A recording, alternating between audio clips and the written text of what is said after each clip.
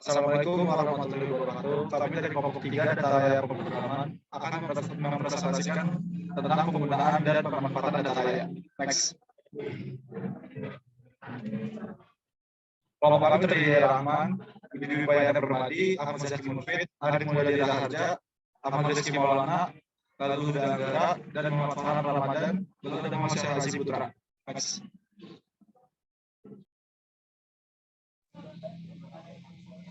Pembahasan. Yang pertama ada penggunaan data raya yang membahas pengertian data, jenis dan format data, kemudian pengolahan data untuk menghasilkan informasi. Yang kedua ada pemanfaatan data raya tentang karakteristik data dan pemanfaatan data raya.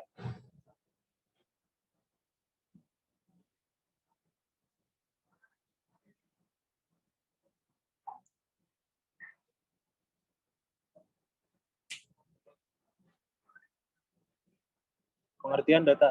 Data merupakan kumpulan fakta atau statistik yang dikumpulkan sebagai referensi atau penganalisaan. Secara teknis, data didefinisikan sebagai kumpulan nilai-nilai kuantitatif atau kualitatif mengenai orang, objek, dan lainnya. Pentingnya penggunaan data raya yang pertama, menyederhanakan pengelolaan sumber daya, yang kedua meningkatkan efisiensi operasional, yang ketiga mengoptimalkan pengembangan produk, yang keempat mendorong pendapatan baru dan peluang pertumbuhan, kemudian memungkinkan pengambilan keputusan yang cerdas. Baik, kemudian selanjutnya ada contoh kasus yang diselesaikan dengan data. Yang pertama, menentukan akar penyebab kegagalan, masalah dan cacat dalam waktu dekat. Yang kedua, melihat anomali lebih cepat dan lebih akurat daripada mata manusia. Yang ketiga, meningkatkan keberhasilan diagnosa pasien berdasarkan analisis dan data citra medis secara cepat. Yang keempat, menghitung ulang seluruh portofolio risiko dalam hitungan menit. Yang kelima, mempertajam kemampuan model deep learning untuk mengklasifikasikan dan bereaksi secara akurat terhadap variabel yang berubah. Yang keenam, mendeteksi kecurangan sebelum hal tersebut mempengaruhi organisasi. Selanjutnya ada jenis dan format data. Pembagian data berdasarkan sifat. Berdasarkan sifat, data dibagi menjadi dua macam, yaitu yang pertama, data kualitatif bersifat non-statistik dan biasanya tidak terstruktur atau semi-terstruktur. Data ini tidak harus diukur dengan menggunakan angka-angka yang digunakan untuk mengembangkan grafik dan bagan. Sebaliknya, itu dikategorikan berdasarkan properti, atribut, label, dan pengidentifikasi lainnya. Kedua, data kuantitatif. Berlawanan dengan data kualitatif, data kuantitatif bersifat statistik dan biasanya terstruktur, artinya lebih kaku dan terdefinisi. Tipe data ini diukur menggunakan angka dan nilai, menjadikannya kandidat yang lebih cocok untuk analisis data.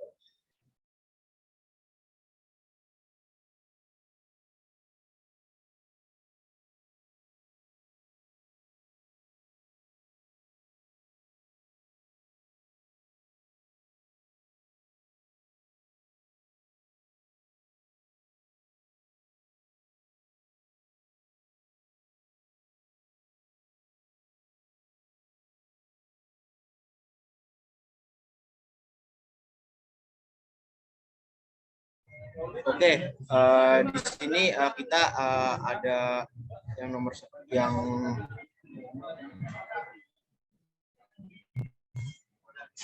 Oke, di sini ada pembagian data berdasarkan tingkat pengukuran, yaitu adalah nominal. Nominal itu adalah data secara umum dapat diartikan sebagai data yang diperoleh dengan kategorisasi. Nah, kategorisasi ini akan memudahkan peneliti dalam pengambilan data di lapangan.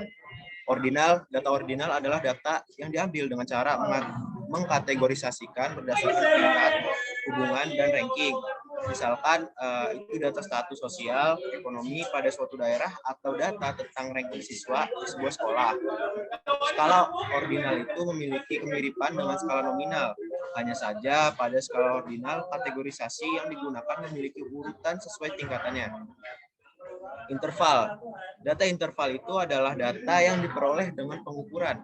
Data interval berbeda dari dua bentuk data di atas yang berbentuk kategorisasi. Pada data interval tidak ada kategorisasi apapun. Contoh, data skor tes intelijensi, skor ujian, serta skor tes prestasi. Yang keempat itu adalah rasio. Data rasio merupakan level paling tinggi dalam pembagian data berdasarkan tingkat pengukuran.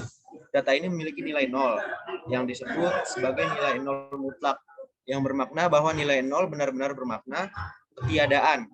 Data ini memiliki interval yang beragam dan dapat juga digunakan untuk menunjukkan tingkatan.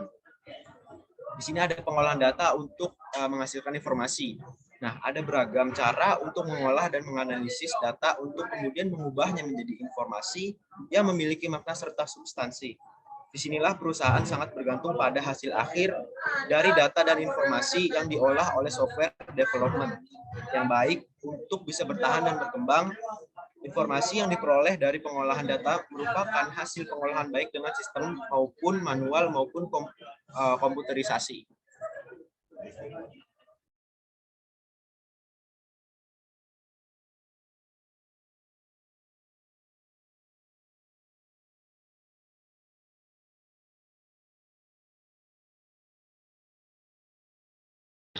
Selanjutnya, tahap-tahap dalam pengolahan data. Yang pertama, input data. Tahapan pertama pemrosesan data adalah memasukkannya ke dalam sistem menggunakan bahasa pemrograman di dalam komputer menggunakan keyboard.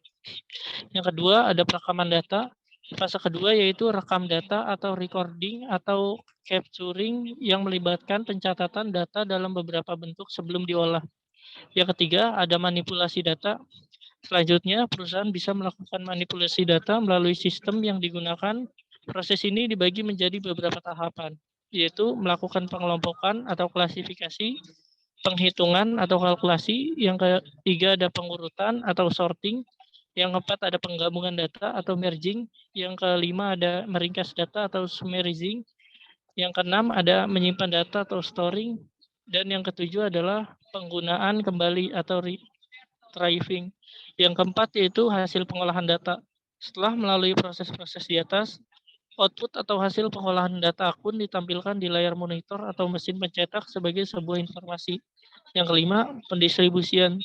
Di tahap akhir, hasil analisis data berupa informasi kemudian akan didistribusikan kepada para pihak yang memerlukannya sebagai bahan pengambilan kebijakan di dalam suatu perusahaan.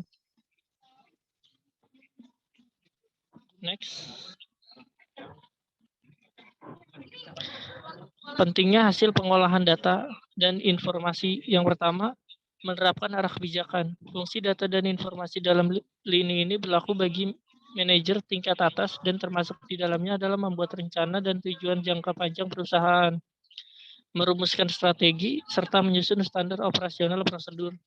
Yang B, meningkatkan efisiensi operasional perusahaan. Dari data dan informasi yang diperoleh, perusahaan bisa menentukan sistem operasional yang lebih efektif untuk diterapkan, seperti jam kerja karyawan, pengumpulan laporan jarak jauh, dan sebagainya. Yang C, memunculkan inovasi perusahaan dalam berbisnis. Dengan data dan informasi yang diperoleh langsung dari konsumen, kita bisa mencari celah untuk mengembangkan inovasi-inovasi yang mampu bersaing dengan kompetitor dan memenuhi permintaan pelanggan. Yang D, melakukan evaluasi. Proses evaluasi sama pentingnya dengan meningkatkan laba. Jika perusahaan berjalan on the track dan tanpa masalah, kita bisa menggunakan data dan informasi untuk mengembangkan kebijakan yang semakin menguntungkan. Jika terjadi misconduct atau masalah dalam perusahaan, baik dari segi operasional maupun kebijakan, informasi yang diperoleh bisa digunakan untuk memperbaiki kesalahan-kesalahan tersebut.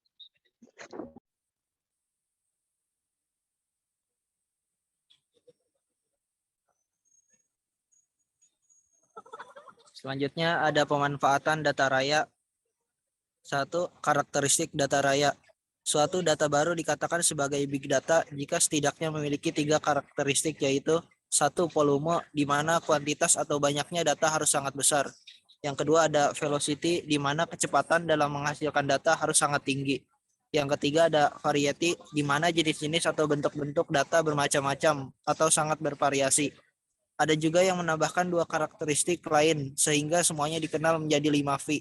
Kedua karakteristik tambahan tersebut adalah yang keempat, veracity, merupakan tingkat keakuratan atau kebenaran dari data tersebut, di mana suatu data raya diharapkan memiliki tingkat kekuatan yang tinggi sehingga analisis yang dilakukan terhadap data tersebut akan menghasilkan kesimpulan yang tepat. Yang kelima ada value, merupakan nilai dari data atau tingkat keberhargaan data tersebut bagi pemiliknya.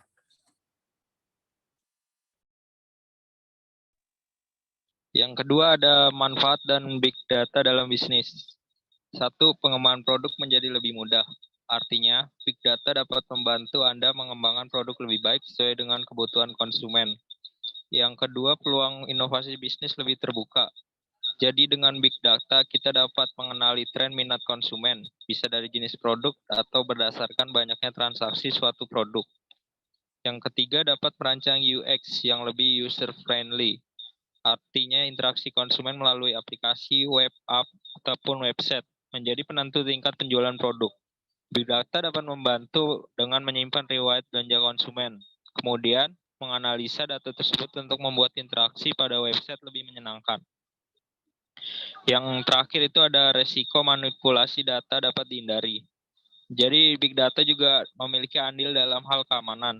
Dengan besar data yang ada, kita dapat mengidentifikasi pola data yang tidak wajar yang bisa merugikan bisnis.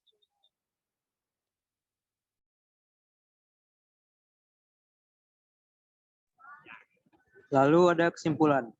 Jadi sebenarnya fungsi dari data dan informasi tidak hanya bisa dirasakan oleh pihak perusahaan, tetapi juga oleh karyawan yang bekerja di dalamnya.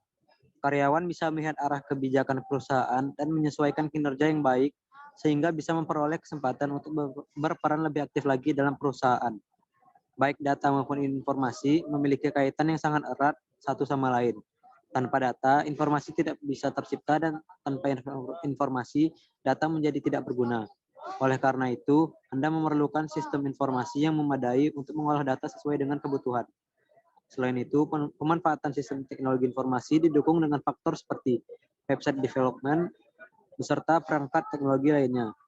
Saat ini tersedia bermacam-macam software yang bisa mengotomatisasi bisnis Anda, termasuk mengolah data dan menghasilkan informasi dalam waktu singkat sehingga mempermudah Anda untuk mengambil keputusan krusial bagi perusahaan. Oleh karena itu, penting bagi Anda untuk menggunakan jasa IT konsultan yang tepat berguna untuk menentukan cara terbaik dalam mengelola data perusahaan. Oke, sekian dari kelompok kami, kurang lebih yang mohon maaf. Wassalamualaikum warahmatullahi wabarakatuh.